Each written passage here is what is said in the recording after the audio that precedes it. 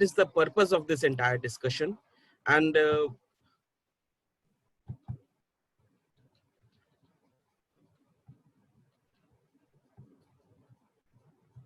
we'll quickly start with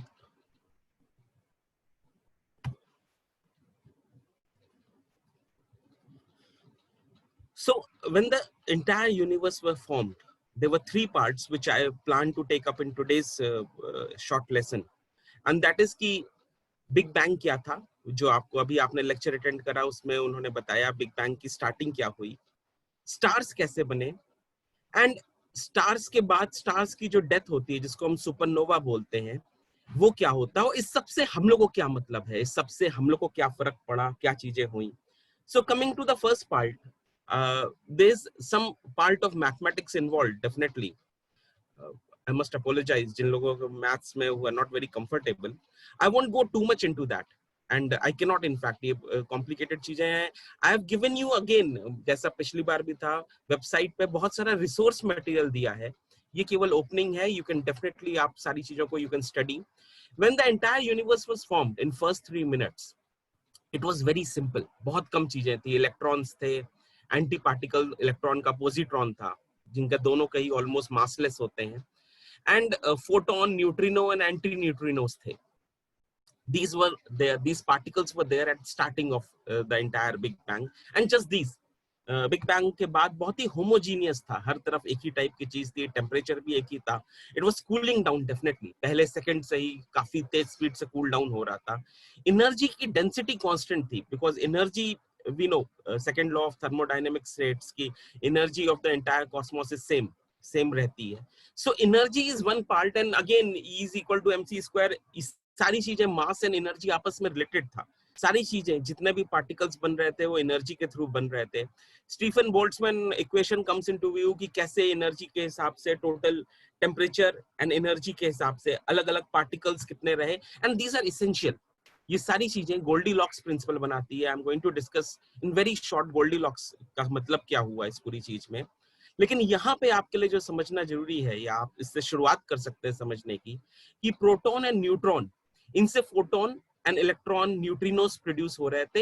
and initial part में जब तक चार्ज पार्टिकल्स अलग थे, फोटोन ट्रेवल नहीं कर पा रहा था. तो universe was it was not illuminated, light travel नहीं कर पा रही थी, because they were charge particles जो लाइट के फोटोन को रोक ले रहे थे, फोटोन को कहीं जाने नहीं दे रहे थे. That is starting of the entire thing.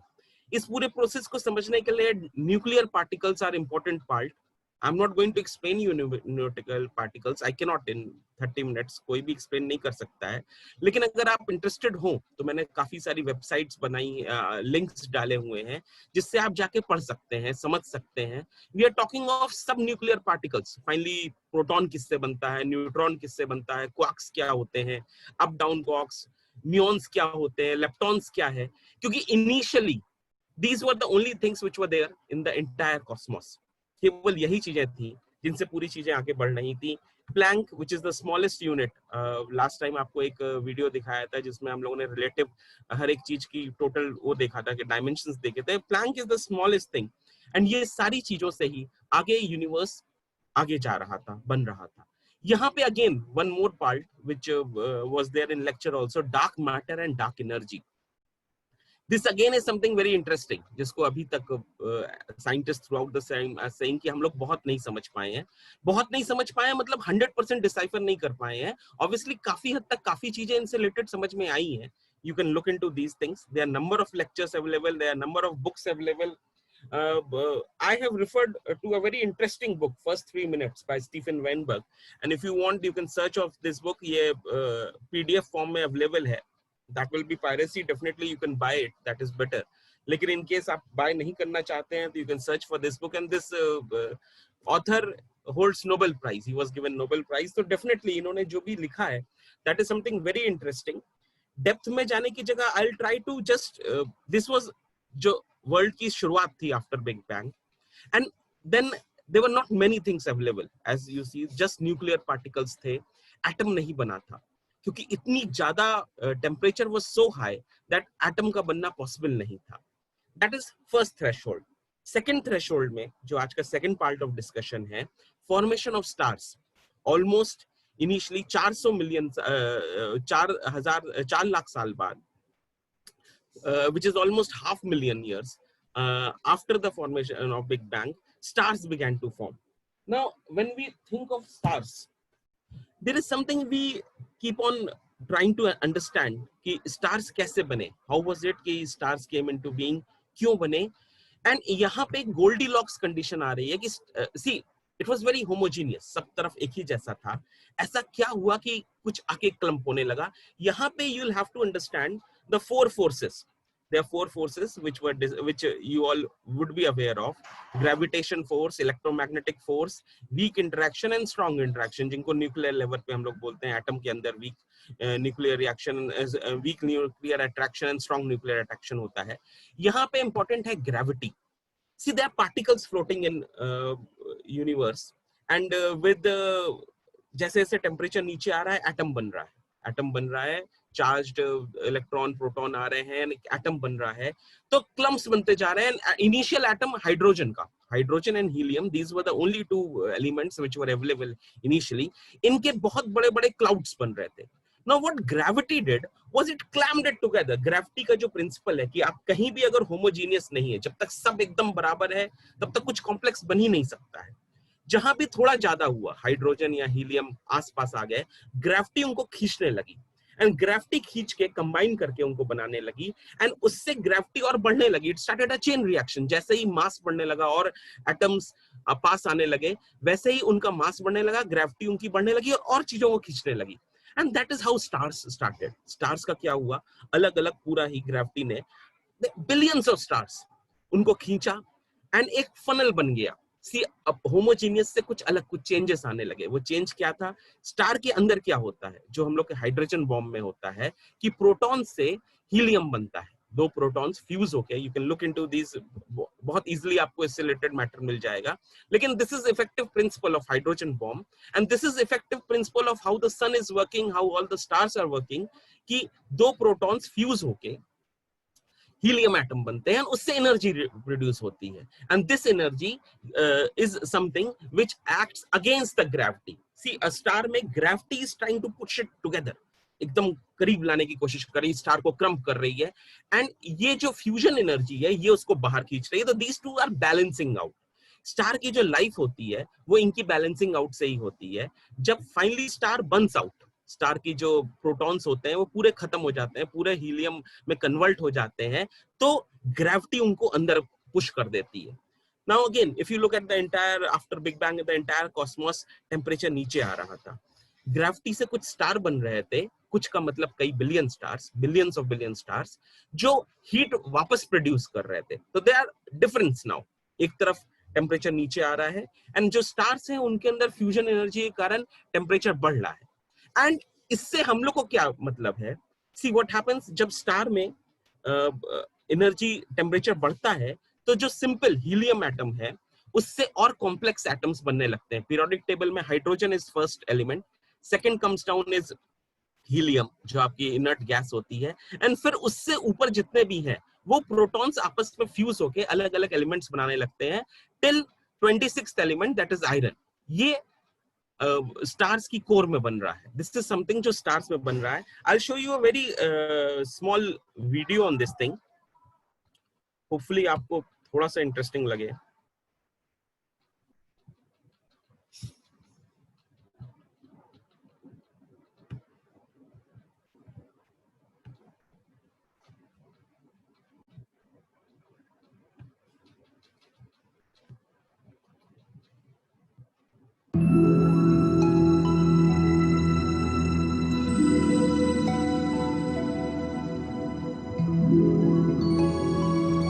Hopefully आप लोगों ने कार्ल सेगन की बुक पढ़ी होगी, The lives Cosmos. and deaths of the stars seem impossibly remote from human experience, and yet we're related in the most intimate way to their life cycles.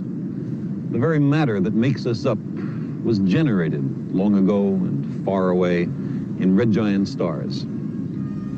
A blade of grass, as Walt Whitman said, is the journey work of the stars. The formation of the solar system may have been triggered by a nearby supernova explosion. After the sun turned on, its ultraviolet light poured into our atmosphere, its warmth generated lightning, and these energy sources sparked the origin of life. Plants harvest sunlight, converting solar into chemical energy. We and the other animals are parasites on the plants, so we are, all of us, solar-powered. The evolution of life is driven by mutations. They're caused partly by natural radioactivity and cosmic rays, but they are both generated in the spectacular deaths of massive stars thousands of light years distant. Think of the sun's heat on your upturned face on a cloudless summer's day. From 150 million kilometers away, we recognize its power.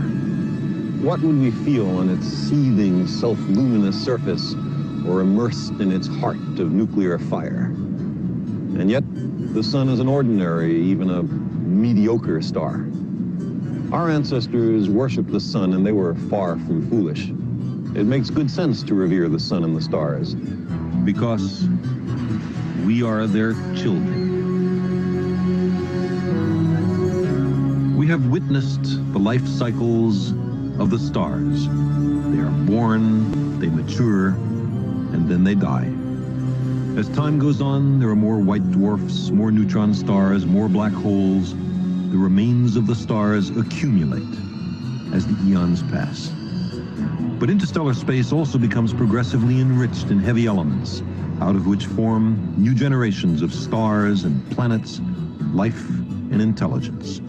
The events in one star can influence a world halfway across the galaxy and a billion years in the future.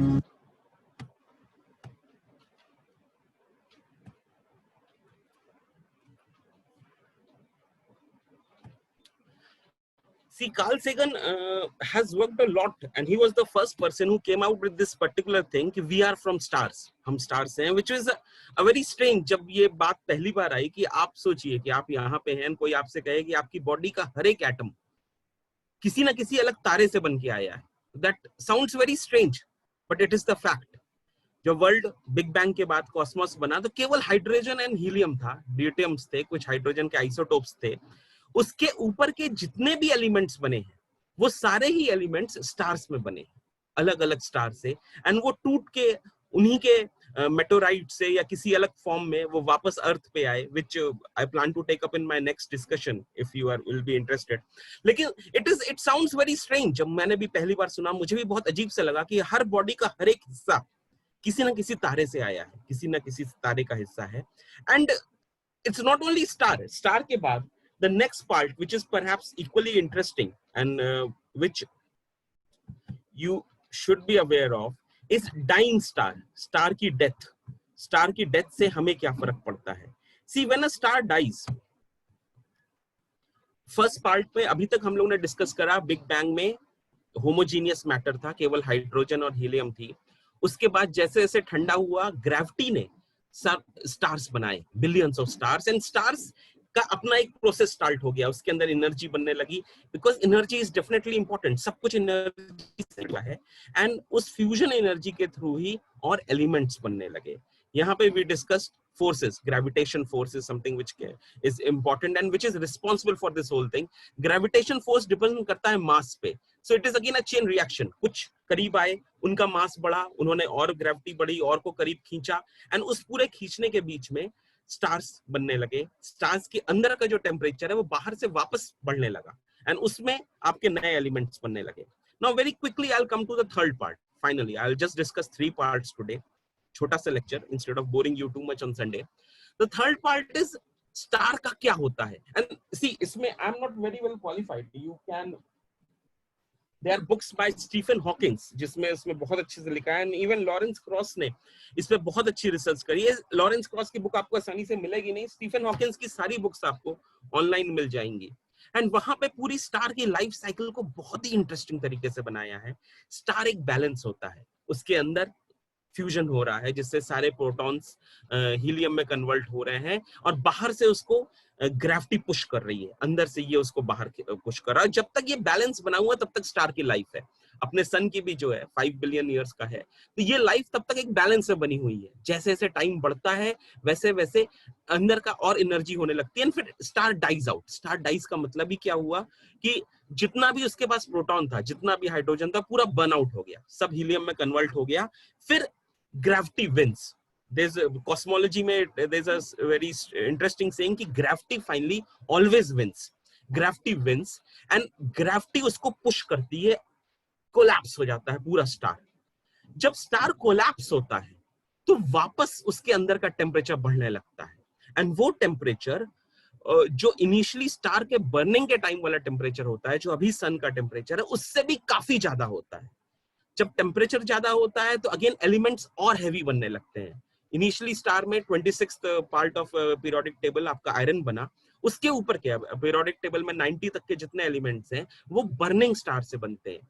Star जितना बड़ा होता है उतना ही ज्यादा वो burn होता है, और उतना ही ज्यादा ग्रेविटी उसको फोर्स करती है। ग्रेविटी उतनी ही स्ट्रांग होती है, बड़े स्टार का मतलब मासिव स्टार, उतना ही बड़ा स्टार, उतनी ही ग्रेविटी ज्यादा हुई, उसको फोर्स करी छोटे पे लाने के लिए, एंड जैसे जैसे पुश करती रही टेम्परेचर बढ़ता रहा, एंड फाइनली जो बहुत बड़े स्टार होते हैं वो बर्न आउट होते हैं सुपरनोवा में। सुपरनोवा इज, आप में से काफी सारे लोगों ने कई बार देखा है, आसमान में तारा जब बर्न आउट होता है तो दिखता है टूटता हुआ तारा, हम लोग बोलते हैं बर्निंग आउट स्टार देखते हैं। उसके तमाम सारे, हर एक फिलॉसफी में अलग अलग चीजें बताई गई है, माइथोलॉजी में, लेकिन वो सारी चीजें यूजलेस नहीं है। उस बर्निंग स्टार से बहुत फर्क पड़ा, क्योंकि स्टार तक तो केवल 26th एलिमेंट बन पाए, उसके ऊपर के जितने भी एलिमेंट्स बने वो बर्निंग स्टार से बने।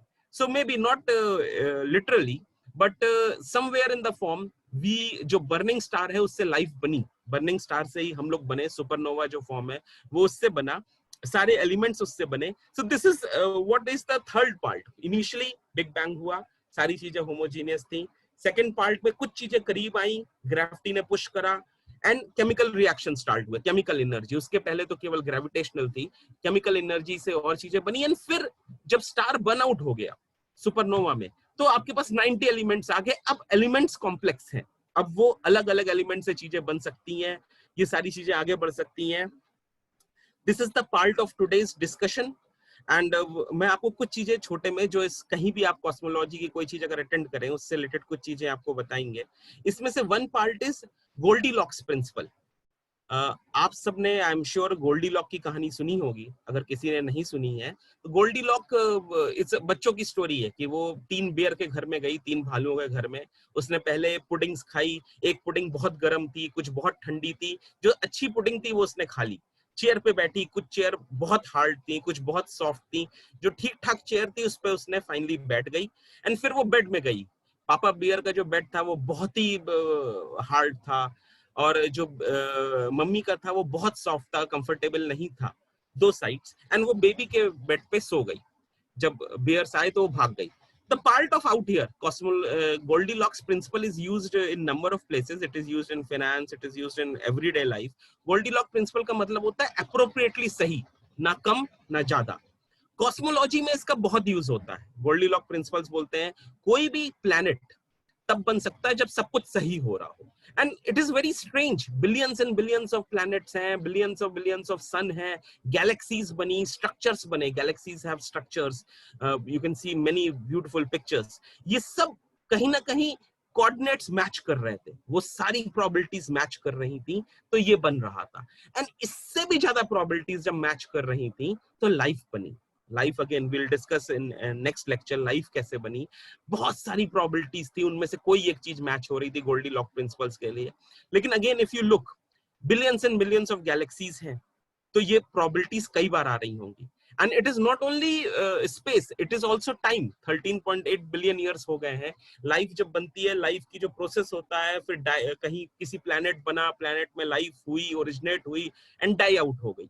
13.8 बिलियन ईयर्स बहुत बड़ा होता है, तो it is very much possible कि कहीं और लाइफ बन रही होगी या बन के खत्म हो चुकी होगी। We are not aware definitely, लेकिन it gives you something to think about. Second thing which I'll perhaps you can think over are models of physics. Physics में कई models हैं, standard model है, unified theory है, M theory है, multiverse की theory है। ये सारी चीजें मैं आपको बता नहीं सकता हूँ यहाँ पे, लेकिन आप इन सबको if you are interested you can read about them. You should read about them. थोड़ा बहुत तो आपको आइडिया होना ही चाहिएगा. I'll show you my जो वेब पेज हम लोग की वेबसाइट पे बना हुआ है, उसमें सब कुछ नहीं है, केवल इनके लिंक्स हैं इन जगहों के जहां से आप इनके बारे में पढ़ सकते हैं, इनके बारे में सीख सकते हैं, समझ सकते हैं. आप सबको ही थोड़ा थोड़ा मालूम होना चाहिए, बहुत डेप्थ में इवन इफ अगर नहीं भी है तो भी. मल्टीवर्स क्या हुआ, एम थ्योरी बोलती है 11 डायमेंशंस, 11 अलग अलग मल्टीवर्सेस हैं. 11 dimensions is something very confusing. हम लोग तो 4 डायमेंशंस, नॉर्मली 3 डायमेंशंस की बात करते हैं. 11 डायमेंशन का मतलब क्या हुआ? उसके पहले ग्रैंड थ्योरी में 10 डायमेंशन थे, 11th डायमेंशन आ गया. These things are they require a lot of imagination definitely, but they are interesting and the entire world, it is not hypothetical. इसमें सब साइंटिस्ट वर्क कर रहे हैं, इसमें से काफी सारी चीजें प्रूव हो रही हैं, काफी सारी चीजें प्रूव होने की जरूरत है, तभी आगे बढ़ पाएगी. I've come to almost end of my particular lecture. आपको केवल एक, there's a very interesting video which I like to show to you.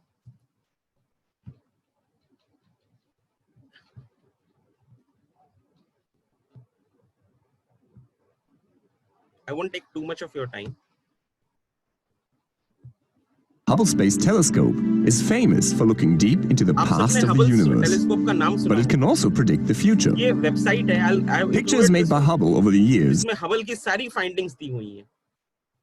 show us the fate of the solar system, a troubling but beautiful preview of what will happen when the sun runs out of fuel more than 5 billion years from now. This is not fiction, ये actual Hubble की findings हैं, इन्होंने generate करी है NASA ने.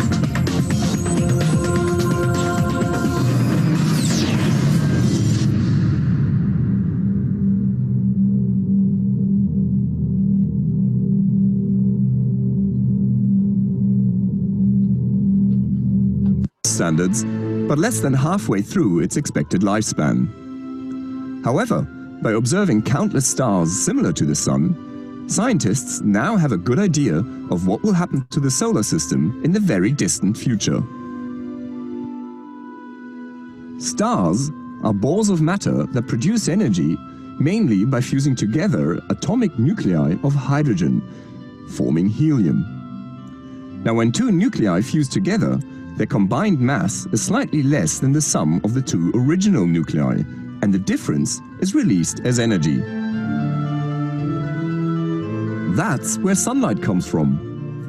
And it's also the process that powers thermonuclear bombs. But while thermonuclear bombs use up their fuel in just a fraction of a second, stars are big enough to sustain nuclear fusion for millions or indeed billions of years, before they too eventually run out of fuel. What happens next depends on the size of the star. Really big stars explode as supernovae after only a few million years.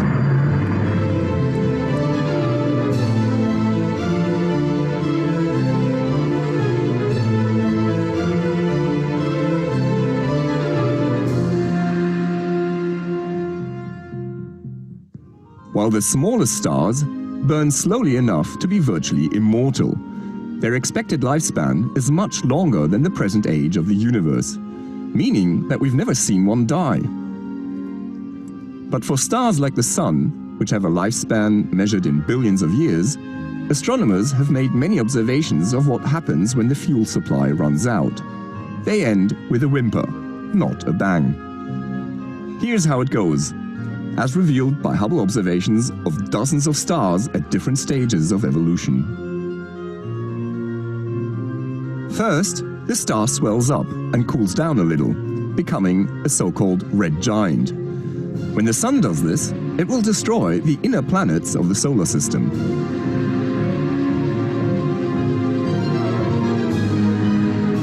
Next, the outer layers are puffed out, forming a dense cloud of gas and dust that totally obscures the visible light from the star. This stage, called a pre-planetary or protoplanetary nebula, is tough to observe as it's so faint. Only dim infrared This video I have given you link in case you are interested, तो आप पूरा देख सकते हैं. And लेकिन Hubble का I have included this, इसमें इसके अलावा भी बहुत सारी चीजें हैं इन्होंने जो इसकी वेबसाइट दी हुई है हबल की। हबल के जितने भी वो चले हुए हैं, जितने भी पार्ट्स अभी तक इन्होंने जो भी इनके एक्सपेरिमेंट्स हुए हैं, इन सबका detail they have given, and I'll show you ये हबल टेलीस्कोप की साइट्स है जिसपे इनके जितने भी एक्सपेरिमेंट्स हैं, जितनी भी चीजें, they are very interesting things. Perhaps you can, if you are interested, you can watch them anytime. इसमें कोई भी बड़ी चीज नहीं है इसको वॉच करने में. And the another part आपका जो है, which I like to quickly show you, is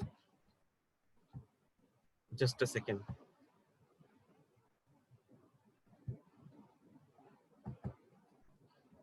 See, this is the website जहाँ पे big dash history, आप vitk.vision.org.in के big dash history पे अगर आप क्लिक करेंगे, तो ये सारी चीजें मैंने यहाँ पे देने की कोशिश करी हुई हैं. ये आपको, आप आगे पूरा नासा का ये पर्टिकुलर वीडियो, जितने भी और वीडियोस हैं, ये सारे आप देख सकते हैं अगर आप इंटरेस्टेड हो. रिसोर्स मटेरियल है, कुछ चीजें बड़ी ही इंटरेस्टिंग हैं. There is one particular site जहाँ पे प्लानिटरी अवेयरनेस है, एंड इसको अगर आप देखिए, ये बहुत ही इंटरेस्टिंग एक वीडियो दिखाता है कि कैसे कैसे फ्यूचर में अर्थ पे चेंजेस आएंगे. 2020 में हम लोग हैं, 70 तक कितनी एरिया इनहेबिटेबल है जो नहीं हैबिट करने लायक बचेगी, कितना वाटर पे फर्क पड़ेगा. This is again very interesting site, you should visit this site. Hubble telescope वाली साइट आपको दिखाई, इसका एक वीडियो हम लोगों ने थोड़ा सा देखा. You can definitely expand on this video. Exoplanet आप जानते होंगे. एक्सोप्लैनेट बोलते हैं वो सारे प्लैनेट जो हम लोग के सोलर सिस्टम के बाहर हैं. तो they are numerous exoplanets, and इसका पूरा डेटा है in tabular form, data science के थ्रू इन्होंने एनालाइज करा हुआ. That is something very interesting. And इसके अलावा कुछ और भी चीजें हैं, you can see these things. Nuclear physics के जो पार्टिकल्स जिस पे आपसे बात कर रहे थे, उसका आप डिटेल्स थोड़ा बहुत देख सकते हैं अगर आप इंटरेस्टेड हो. There is another thing which I feel कि you should be aware of. Hopefully आप में से कई लोग तो जानते होंगे, हम लोग यूट्यूब पे काफी लेक्चर्स देखते हैं, लेकिन आप में से अगर आपने नहीं मालूम है तो आप टेड टॉक होता है, technology education and design. This is something very interesting. Ted talks हैं जिसमें जो ये लोग इनवाइट करते हैं जो वर्ल्ड के टॉप लोग हैं उनके लेक्चर्स देने के लिए. And this was started in 90s, and इसमें इंडिया के भी कई लोग, शाहरुख खान के कुछ लेक्चर्स पढ़े हुए हैं. लेकिन यहाँ पे टॉप साइंटिस्ट के लेक्चर्स हैं, टॉप लोगों के लेक्चर हैं. They are very interesting, and you can, इसमें बहुत सारे ऑप्शंस हैं, आपको जो अच्छा लगे वो you can choose those categories. इसमें आपको फिजिक्स के बारे में, न्यूक्लियर पार्टिकल्स के बारे में, लाइफ के बारे में, एजुकेशन के बारे में, बहुत सारी चीजों पे आपको लेक्चर्स मिलेंगे. एंड दीज आर ऑथेंटिक, जो एक्सपर्ट्स हैं, जो वर्ल्ड के टॉप लोग हैं. सो अगेन सी, यूट्यूब में प्रॉब्लम क्या होती है कि बहुत सारी चीजें हैं. It comes down to data mining, हमें सही डेटा ऑथेंटिकेशन भी, कि हमें सही क्या है, उसमें से जेन्युइन क्या है, क्या अननेसेसरी चीज है, क्या गलत क्लेम है. सो इसमें things like TED talks are very interesting. TED talk का एक ऐप भी आप अपने मोबाइल में इंस्टॉल कर सकते हैं, एंड देन आप उसको, जो भी लेक्चर आपको इंटरेस्टिंग लगे वो आप चीजें देख सकते हैं. सो डेफिनेटली ये भी मैंने आपको अपनी वेबसाइट में इसका भी लिंक दिया हुआ है. आई होप कि इसमें से जितनी भी मटेरियल मैं आपको, जितनी भी चीजें बता रहा हूँ, उसमें से कुछ चीजें आपको इंटरेस्टिंग लगेंगी, कुछ चीजें में आप आगे वेंचर आउट करेंगे, कोशिश करेंगे इसको समझने की, पढ़ने की. And that is the whole part of this whole discussion. Thanks for coming, attending this thing. Next week I'll try to start with the solar system and life. लेकिन it really depends कि अगर आप लोग को interesting लग रहा है, then only we'll go ahead with the whole thing. I'll again request कि आप अगर जो भी मैटर है, जो भी मटेरियल है, अगर उस पर आप जाएंगे, देखेंगे, पढ़ेंगे, तभी आप कर सकते हैं. Goldilocks principle is something very important, very interesting. Paul Davies की बुक है गोल्डीलॉक एनिग्मा की, which is something very interesting.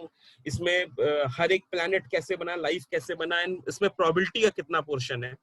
That is something which brings a new dimension to your thoughts, new dimension to your things. It is all chance के हिसाब से बन गया, और ये चांस कितनी बार अकर हो सकता है. ये वही चांस है जिसके कारण कोरोना वायरस म्यूटेट हो गया.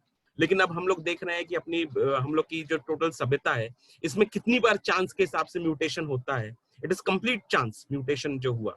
तो ह्यूमन बींग्स का जो टोटल एडवेंट है वो भी एक चांस था, म्यूटेशन था जीन में जिसके कारण ह्यूमन बींग्स बने। हर एक स्पीशीज अलग अलग चांस के थ्रू आती है। This is what I plan to take up next week. If you will be interested then we'll go forward. Thanks for attending this whole thing, and have a happy, I wish you all to enjoy this weekend full of thought. Thanks for coming.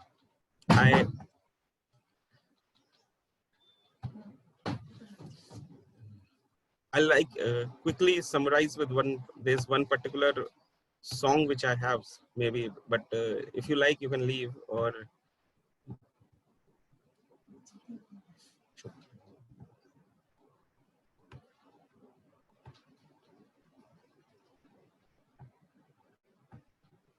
Professor Hawking, how did the universe start? With a Big Bang? We observe that distant galaxies are moving away from us. They must have been closer together in the past. This is Tyler. Tyler, with Grammarly's help, is writing an email to his boss, Anita. Tyler. The beginning of the universe and of time itself. Anything that happened before the Big Bang could not affect what. You can leave now if you are interested. This is just a song. Give some picture. अगर आप interested हो तो सुन सकते हैं. The poetry of the expanding universe. Thank you for the coming. poetry of the complexity of life. We're not normally equipped to understand, and science gives it. Science is opening your eyes to the wonderfulness of what's there. Science is opening your eyes to the poetry of the expanding universe. To come to you, Carl Sagan, could you help me by putting into layman's terms what was involved with this Big Bang? The early cosmos was everywhere we taught. But as time passed, the radiation expanded and cooled. Then little pockets of gas began to grow, steadily brightening. We call them the galaxies. It was the beginning of the universe and of time itself. Anything that happened before the Big Bang could not affect what happened after. The poetry of the expanding universe, the poetry of the complexity of life. We're not normally equipped to understand, and science gives it. In the Big Bang we had equal amounts of matter and antimatter, and as soon as these met each other, they annihilated together. And this battle played out whilst the universe expanded in its first minute of existence. They annihilated together. And this battle played out whilst the universe expanded in its first minute of existence. They annihilated together. It's not all that hard to detect the Big Bang. All you need to do is change the channel until you come between two stations. All you need to do is change the channel. About 1% of the snow and noise comes from the Big Bang itself. We're all eavesdropping on the birth pangs of the cosmos. It was the beginning of the universe and of time itself. And this battle played out. Science is opening your eyes to the poetry of the expanding universe. And this battle played out. Thank you for attending the lecture. Have a nice weekend. Bye.